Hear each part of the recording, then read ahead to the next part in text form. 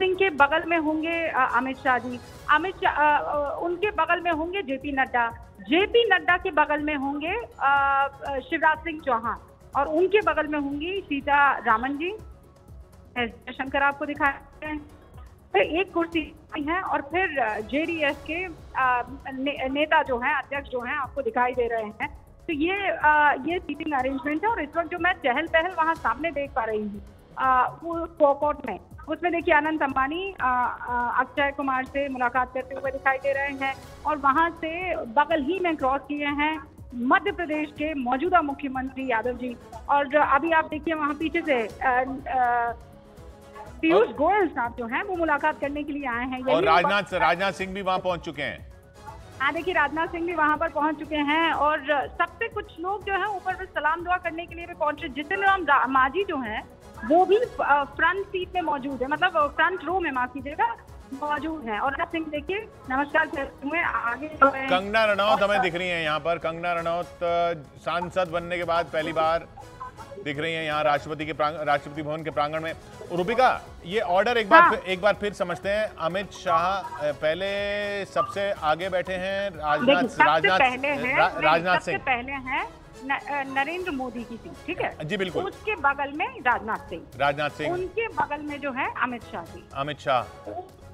नितिन गडकरी, उनके बगल में जेपी नड्डा, उनके बगल में जेपी नड्डा के बगल में होंगे शिवराज सिंह चौहान, ठीक है, उनके पास में होंगी निर्मला सीतारामन। तो ये अभी जो यहाँ पर चर्चा चल रही है किशोर, वो इस बात को लेकर चल रही है कि जो सैक्रिफाइस किया शिवराज सिंह चौहान ने, उसका फल उनको केंद्र में फ्रंट सीट पर बिल्कुल जो टॉप के कोर के जो मंत्री होते हैं, हाँ, तो नहीं, तो वो शुरू वाले मंत्रियों में बैठे हैं, तो उनका मंत्रालय कौन सा हो सकता है? अब इसी पर लोग जो है वो चर्चा कर रहे हैं। लेकिन आप जानते हैं भाई, ये मोदी आप 1.2 में देखिए, 2.0 में, या फिर आप 3.2 में होती हुई दिखती है, सारे सूद मसले पर फेल हो जाते हैं। तो मैं जिस पर सबसे ज्यादा भरोसा कर रही हूँ वो मेरी आंखें हैं, मुझे सूत्र पर भरोसा नहीं। आंखें जो मुझे दिखा रही है वो ये बता रही है कि शिवराज सिंह चौहान का कद वाकई बहुत बड़ा हुआ दिखाई दे रहा है।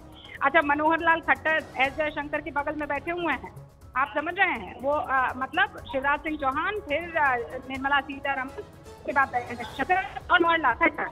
ये जो देखिए जो बड़े 4 मंत्रालय माने जाते हैं ना, उन 4 मंत्रालयों में रक्षा मंत्रालय राजनाथ सिंह का था, गृह मंत्रालय अमित शाह जी का था, निर्मला सीतारामन का विदेश मंत्रालय था, माफ कीजिएगा वित्त मंत्रालय था, और एस जयशंकर का विदेश मंत्रालय था। अब वो 4 अगर वैसे उसमें देखा जाए तो शिवराज सिंह चौहान निर्मला सीतारामन से भी पहले बैठे हुए हैं, तो क्या माना जाए, ये समझ में नहीं आ रहा अभी।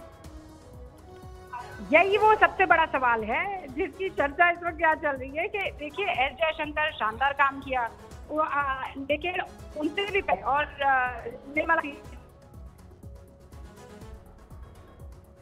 देखिए एस जयशंकर जी यहाँ पर जी थोड़ी आवाज कट रही है रूबिका आपकी, मैं यहाँ विवेक जी को बीच में लाना चाहूंगा। विवेक जी, ये एस जयशंकर तो विदेश मंत्री ही हो सकते हैं ऐसा माना जा रहा है, वो तो विदेश मतलब क्योंकि विदेश सचिव रहे हैं और विदेश मंत्री बनाए गए थे।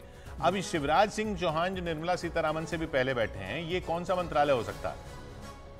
अब निर्मला सीतारामन जी से भी पहले बैठे हैं, तो अब ये तो एक सोच का विचार है। जो हमारी जो राजनीतिक अटकलें हैं, जो मैं फॉलो करने की कोशिश कर रहा हूँ काफ़ी समय से, इन्होंने एक बड़ी जीत मध्य प्रदेश में हुई, खुद का मार्जिन भी 8 लाख रहा, और स्टेट के अंदर भी अच्छी परफॉर्मेंस रही। इसके पहले राज्य के जब इलेक्शंस हुए तो भी इन्होंने, हालांकि मुख्यमंत्री पद की दावेदारी लगभग हट चुकी थी, पूर्व राष्ट्रपति इन्होंने फिर भी मेहनत करी, पहुंच चुके हैं जी। हाँ, तो अगर is the next best option, लोगों की जरूरत है, ऐसे मंत्रियों की जरूरत है। कोलिशन के घटक दल भी इज्जत दें, उनसे कम्युनिकेशन। रजनीकांत जी पहुंच गए हैं, रजनीकांत जी से इस शपथ ग्रहण समारोह में, और पुष्प कमल दहल,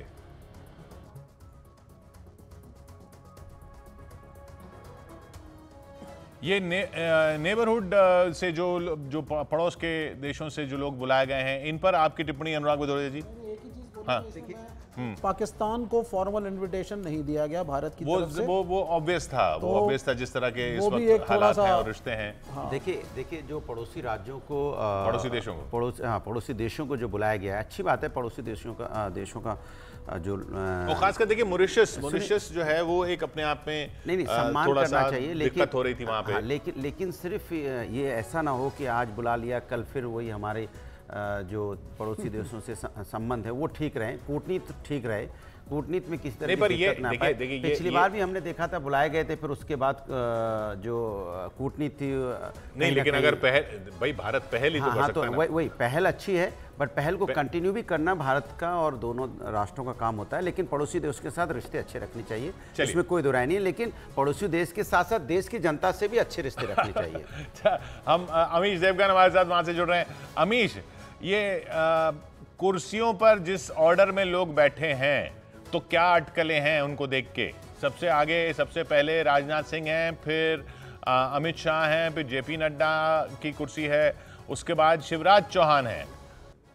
जी देखिए, जेपी नड्डा से पहले नितिन गडकरी हैं। माफ कीजिए, हाँ नितिन गडकरी हैं, और उसके बाद निर्मला सीतारमण, फिर एस जयशंकर, फिर मनोहर लाल खट्टर हैं, फिर उसके बाद एक दो कुर्सी खाली है, फिर धर्मेंद्र प्रधान है, फिर पीछे में गजेंद्र सिंह शेखावत, किरण रिजिजू, ये सब कैबिनेट मिनिस्टर हैं, राम मोहन नायडू हैं, ललन सिंह हैं, हरदीप पुरी हैं, ये तमाम लोग हैं। लेकिन प्लॉटिक को जो है वो पूरा भर गया है। अब मुकेश अंबानी पहुंच गए हैं अनंत अंबानी के साथ, गौतम अदानी आए हैं करण अदानी और प्रीति अदानी के साथ। इसके अलावा अक्षय कुमार, शाहरुख खान, रवीना टंडन, अनुपम खेर, विक्रांत मैसी, ये तमाम लोग आ गए हैं। और अगर हम देखें तो ये तीसरी शपथ है नरेंद्र मोदी सरकार की, लेकिन ग्रैंडियर बहुत ज्यादा है, यानी ये पिछली बारी से भव्य है। बाकी तमाम बीजेपी प्रदेशों के मुख्यमंत्री यहाँ पर आए हुए हैं, तो काफी बड़ी भीड़ है।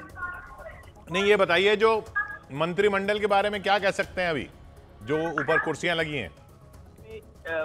मुझे लगता है कि क्या रहेगा, कैसे रहेगा, वो तो थोड़े टाइम बाद पता लगता है। लेकिन मुझे लगता है जो पिछली वाला मंत्रिमंडल था, खास तौर पर टॉप 5 क्या होगा, अटकलें लगाना थोड़ा कठिन था, क्योंकि नरेंद्र वो सरप्राइज में जाने जाते हैं। जी हाँ, सरप्राइज के लिए जाने जाते हैं, तो ये सरप्राइज थोड़ा थोड़ा सा तो उस सीटिंग अरेंजमेंट में दिख रहा है, हल्का हल्का सा। और उसके बाद अटकलें लगनी शुरू हो गई हैं, क्योंकि जब तक लिस्ट पूरी नहीं आ जाती कि किसको कौन सा मंत्रालय मिला है, तब तक अटकलें ही लगेंगी।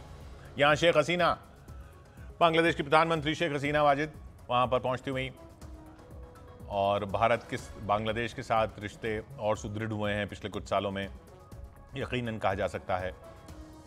लेकिन सबसे सुखद जो रहा वो मॉरिशस के राष्ट्रपति का यहाँ पर पहुँचना रहा, क्योंकि मॉरिशस के साथ अच्छा एक रिश्ता रहा भारत का। बीच में चीन और मॉरिशस और भारत का एक जो ट्रायंगल सा बना, जिसमें चीन मतलब भारत और मॉरिशस के रिश्तों के बीच में आया, वो एक बड़ा फैक्टर बना। उसको बैलेंस करना बहुत ज़रूरी था, तो मॉरिशस के राष्ट्रपति भी यहाँ पर पहुँच रहे हैं। फिलहाल आप तस्वीरों में देख रहे हैं बांग्लादेश की प्रधानमंत्री शेख हसीना, प्रधानमंत्री मोदी के साथ खास इनके संबंध रहे हैं।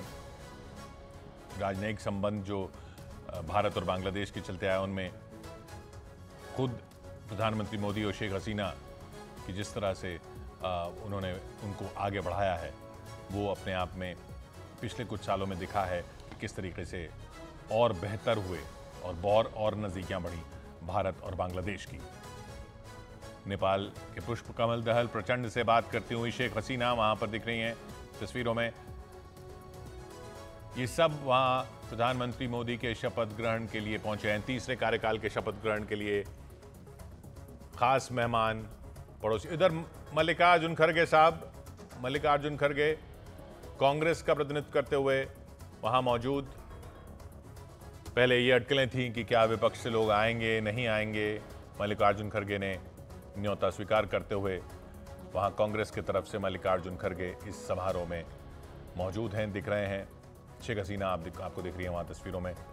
अब बस कुछ ही देर में ये शपथ ग्रहण समारोह शुरू होने वाला है। प्रधानमंत्री मोदी शपथ लेंगे ठीक 7:15 बजे, यानी अब से बस लगभग 15-20 मिनट बाद ये औपचारिक शुरुआत हो जाएगी। गुरु प्रसाद जी हमारे साथ लगातार बने हुए हैं। गुरु जी बताइए, ये जो सिटिंग अरेंजमेंट दिख रहा है, इस पे कुछ कहें या बस वेट करें अभी?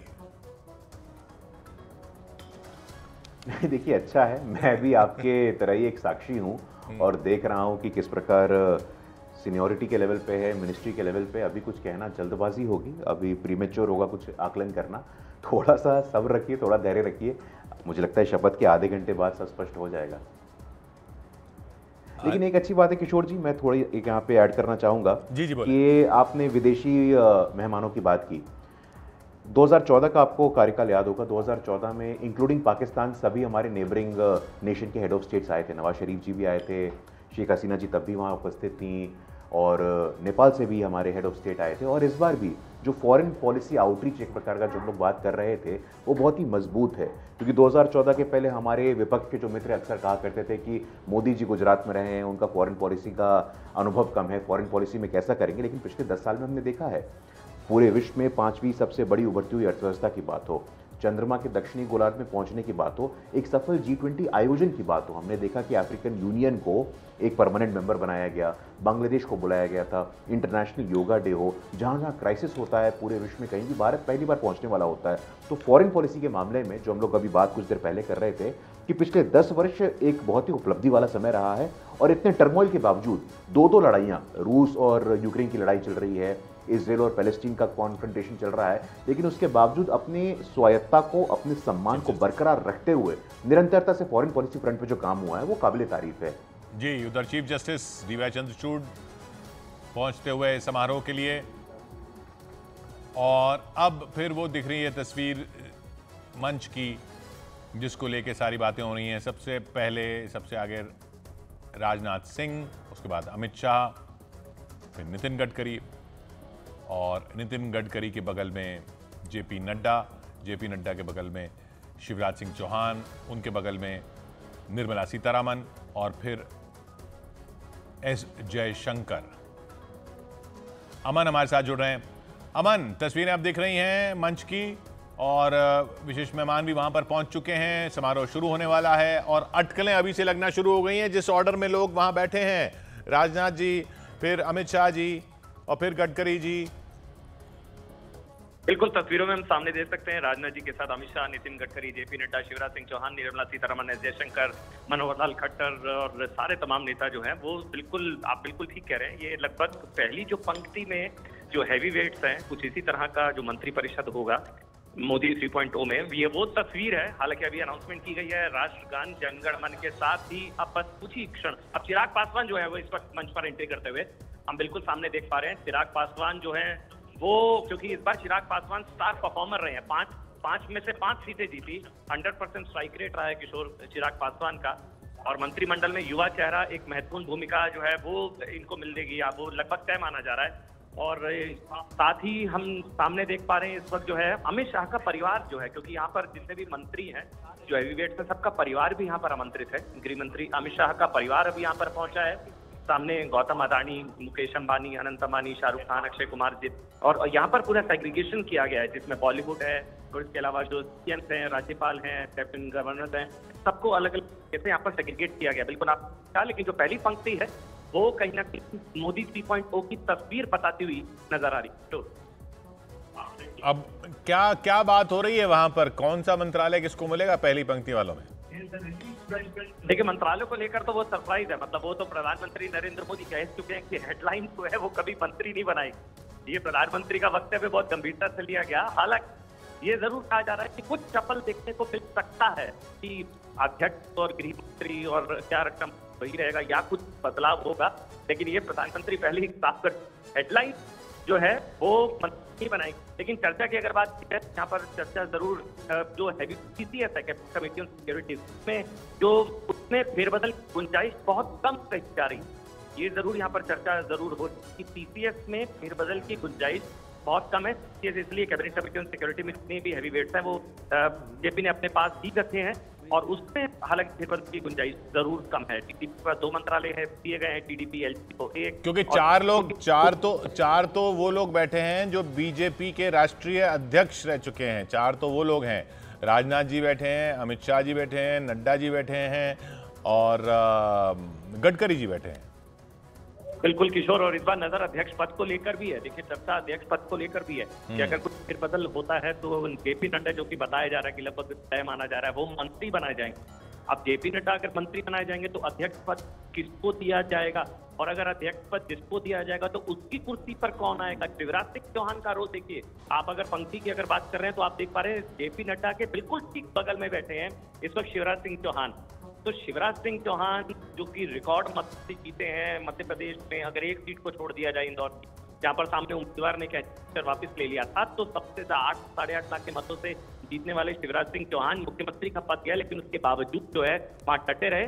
तो आप मान सकते हैं कि अगर अध्यक्ष पद में कुछ फेरबदल होता है और जेपी नड्डा जी जो अगर मंत्री बनते हैं तो किसी और को अगर अध्यक्ष बनाया जाता है, तो शिवराज भूमिका जो है वो महत्वपूर्ण होगी। और सिक्वेंशियल भी आप देख पा रहे हैं, नितिन गडकरी और साथ में जो है अमित शाह, नितिन गडकरी, जेपी नड्डा और साथ में शिवराज सिंह चौहान। जेपी नड्डा के ठीक बगल में है शिवराज सिंह चौहान। अगर जेपी नड्डा को मंत्री बनाया जाता है तो फिर शिवराज की क्या भूमिका होगी, क्या नहीं होगी, क्योंकि मध्य प्रदेश में हैट्रिक ये भी लगा चुके हैं। गुजरात में जिस तरह से प्रधानमंत्री नरेंद्र मोदी ने 13.5 साल में उनका कार्यकाल रहा, 4 बार शपथ ली प्रधानमंत्री ने, 4 बार, वो भी अपने अपने रिकॉर्ड है। तो उसके हाथ से हैट्रिक तो शिवराज मामा भी लगा चुके हैं। जी हाँ, पिछली लोकसभा के स्पीकर ओम बिरला जी वहाँ पर पहुँचते हुए तमाम जो विशिष्ट अतिथि हैं वहाँ पर अब पहुँच चुके हैं। 7 बज रहे हैं, 7:15 बजे प्रधानमंत्री के शपथ ग्रहण का समय है। बस अब कुछ ही देर में ये समारोह शुरू होने वाला है। हम इंतजार करेंगे इस समारोह में शपथ ग्रहण का, और असली इंतजार तो इस बात का है कि कौन सा मंत्रालय किसको मिलता है। सत्यप्रकाश जी, अपनी ये जेडीयू वाली टोपी उतार के जरा विश्लेषक वाली टोपी पहनिए और ये बताइए कि ये जो आगे बैठे हुए हैं, जो हम लगातार बात करे जा रहे हैं कि सब 4 तो वो हैं जो बीजेपी के अध्यक्ष रह चुके हैं, अब वो सबसे आगे की 4 कुर्सियों पे बैठे हुए हैं। तो किशोर आडवाणी जी, टोपी तो जेडीयू की ही रहेगी, लेकिन मैं एक चीज स्पष्ट करूं, मुझे ऐसा नहीं महसूस होता कि मोइजू साहब इस वक्त पहुंच चुके हैं। जो लोग जिन मंत्रालयों को सफलतापूर्वक चलाते आए हैं, जैसे अमित शाह जी, 370 जब हटा तो एक बूंद खून नहीं टपका कश्मीर में, ये उनकी सफलता है। तो वो जो भी सफलता उनकी रही है और जो भी मंत्री रहे हैं, उन मंत्री को मुझे ऐसा लगता है कि वो बने रहेंगे उन्हीं पद पर। अब जैसे जयशंकर हैं, विदेश नीति बहुत बढ़िया रही उनके वहां पहुंचते हुए। हाँ जी, जयशंकर साहब तो देखिए उनका तो लगता ही है कि वो विदेश। निर्मला जी बहुत अच्छी वित्त मंत्रालय रही हैं देश में, तो इसलिए उन चीजों में कोई फेरबदल नहीं है। लेकिन 2 बड़े स्टलवर्ड जैसे शिवराज सिंह चौहान जी और नड्डा जी आएंगे तो उनको भी तो कुछ मिलेगा। मुझे याद है कि नड्डा जी पहले कभी स्वास्थ्य मंत्री थे, तो नड्डा जी का उसमें एक्सपर्टीज है। 2 मंत्रालय और महत्वपूर्ण होता है, स्वास्थ्य मंत्रालय और एचआरडी मिनिस्ट्री। तो ये जो कुर्सियों की जो पोजीशन है वो वरिष्ठता के क्रम में लगा, ये मंत्रालय के क्रम में नहीं, वो वरिष्ठता, राजनाथ जी सबसे वरिष्ठ है उनमें, वो वरिष्ठता के क्रम में लगाई गई। तो ये जो आप कह रहे हैं कि इससे हम ये बिल्कुल अंदाजा ना लगाएं कि मंत्रालय कितना बड़ा होगा या छोटा होगा। तब तो वहाँ पे गृह मंत्री को मौजूद होना चाहिए, जो पूर्व गृह मंत्री थे। ऐसा नहीं है, वो पार्टी में जो वरिष्ठतम नेता हैं उस क्रम से वो कुर्सी आप देखिए लगी हुई है। इधर श्रीलंका के रनिल विक्रमसिंघे जी पहुंच चुके हैं। इससे पहले मालदीव्स के मोइजू साहब को हमने देखा, वो जैसा हम बार बार कह रहे हैं वो एक अच्छा संकेत गया मालदीव्स के राष्ट्रपति का खुद यहाँ आना, उनको बुलाया जाना और उनका आना, क्योंकि चीन को लेकर मालदीव्स के साथ जो कुछ भी पिछले दिनों हुआ वो पूरा घटनाक्रम, उसके बाद ये शपथ ग्रहण के मौके को एक बहुत अच्छे तरीके से राजनयिक तौर पर इस्तेमाल किया। चाइना को भी शायद नहीं बुलाया है, पाकिस्तान को भी नहीं बुलाया नहीं, चाइना नहीं, ये तो सिर्फ जो पड़ोसी देश है, हाँ, जो सटे हुए राज्य हैं, उन्हीं सटे हुए देश जो हैं उन्हीं को उन्हीं का वो मापदंड रखा गया है और उसमें पाकिस्तान नहीं है। लेकिन चीन तो पहले भी नहीं बुलाया गया था शायद, चीन तो 2014, 2019 वगैरह कभी भी नहीं बुलाया गया। लेकिन इसमें ये जो सार्क के देश हैं उनके ही राष्ट्राध्यक्ष, तो सार्क में पाकिस्तान भी है, वो छूटा हुआ है। हाँ, पाकिस्तान छूटा हुआ है, पाकिस्तान जरूर छूटा हुआ है, लेकिन नेपाल है, भूटान है, मालदीव्स है। देखिए, मेरा इसमें साफ कहना है कि कुर्सी किसी भी क्रम से हो, मंत्री पद किसको भी कुछ भी मिले, लेकिन मेरा तो बस इतना ही मानना है कि जनता के बारे में सोचेंगे तो ज़्यादा अच्छा लगेगा।